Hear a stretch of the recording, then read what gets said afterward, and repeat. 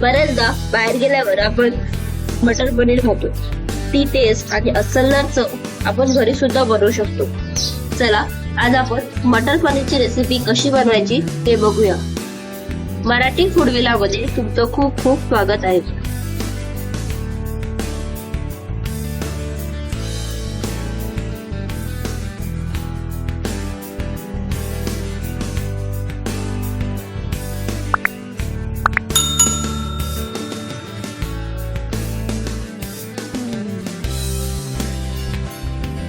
साहित्यामध्ये आपल्याला लागणार आहे 250 ग्रॅम हिरवा वाटाणा, 250 ग्रॅम पनीर अशा प्रकारे छोटे काप करून घेतले आहे.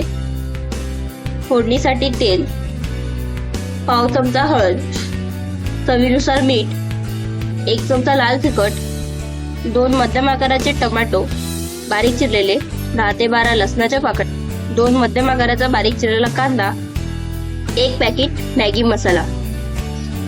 पहिल्यांदा पॅन मध्ये 2 ते 3 चमचे तेल गरम करायला ठेवलं आहे. तेल गरम झाल्यावर त्यात छोटे काप केलेले पनीरचे तुकडे आपल्याला परतून घ्यायचे आहेत. तेलात पनीरचे तुकडे तळल्यामुळे त्याची चव अजूनच वाढते. पनीर तळताना सतत हलवत राहायचंय. अशा प्रकारे गोल्डन रंग येईपर्यंत पनीर तळल्यानंतर हे आपण काढून घेऊया आणि हे थंड करायला ठेवूया. आता एका मिक्सरच्या भांड्यामध्ये कांदा, टोमॅटो आणि लसूण टाकून वाटण करून घ्यायचं आहे. पॅन मध्ये पनीर तळल्यानंतर उरलेलं तेल गरम झाल्यावर त्यात तयार केलेलं वाटण टाकून ते 2 ते 3 मिनिटं तळून घ्यायचं आहे.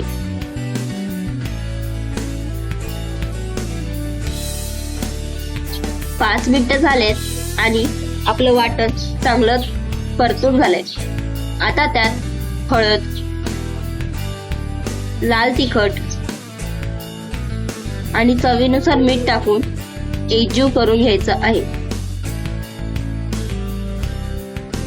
हे तयार मिश्रण सुद्धा आपल्याला 5 मिनिटं तेल सुटेपर्यंत तळून घ्यायचं आहे. चला आपला मसाला मस्त तेल सुटेपर्यंत तळून झालाय. आता त्यात आपण 1 पॅकेट मॅगी मसाला टाकूया. मॅगी मसाल्यामुळे भाजीला अजूनच वेगळी चव येते. जर तुमच्याकडे मॅगी मसाला नसेल तर तुम्ही घरचा कोणताही गरम मसाला किंवा गोडा मसाला वापरू शकता. आता हे मिश्रण एकजीव करून 2 ते 3 मिनिटं परतून घ्यायचं आहे. मसाला परतून झाल्यावर त्यात ताजा हिरवा वाटाणा टाकायचा आहे. जर तुमच्याकडे हिरवा वाटाणा नसेल तर तुम्ही फ्रोझन मटार सुद्धा वापरू शकता. मटार सुद्धा एकजीव करून परतून घ्यायचं आहे. आता त्यात मिक्सर मध्ये जे वाटण आपण तयार केलं होतं त्यात थोडं पाणी टाकून ते सुद्धा यात मिक्स करायचं आहे.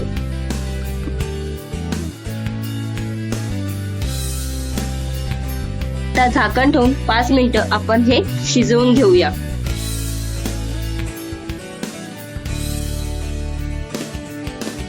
बघा 5 मिनिटांनंतर हे मस्त तरी तयार झालीये. आता हे मटार शिजण्यासाठी आपण त्यात 1 ग्लास पाणी टाकणार आहे.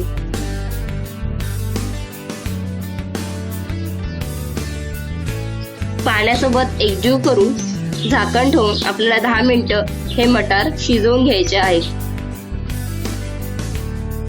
चला 10 मिनिटं झालेत. बघू शकता मटार मस्त शिजलेत. त्यांचा कलर सुद्धा चेंज झालाय.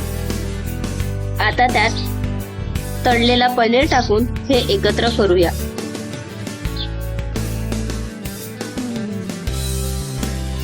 अजून 5 मिनिटं आपल्याला हे शिजवून घ्यायचं आहे.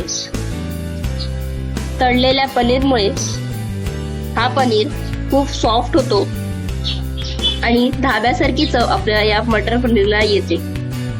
तर पनीर तळणं हे या भाजीसाठी सर्वात महत्त्वाचं आहे. तयार झाले आपले मटर पनीरची भाजी. आता सर्व करूया. किती लज्जतदार भाजी दिसते आणि तरी सुद्धा किती मस्त आली आहे. अफलातून कलर आलाय. ही मटर पनीरची भाजी तुम्ही भातासोबत, चपाती सोबत अगदी आवडीने खाऊ शकता. नान, पराठा हे सुद्धा या पनीरच्या भाजीसोबत अतिशय भारी लागतं. तर ही भाजी तुम्ही घरी नक्की करून बघा आणि तुमच्या प्रतिक्रिया आम्हाला कमेंटमध्ये कळवा. अशाच नवनवीन रेसिपी बघण्यासाठी आमच्या चॅनलला लाईक, शेअर आणि सबस्क्राईब करायला विसरू नका.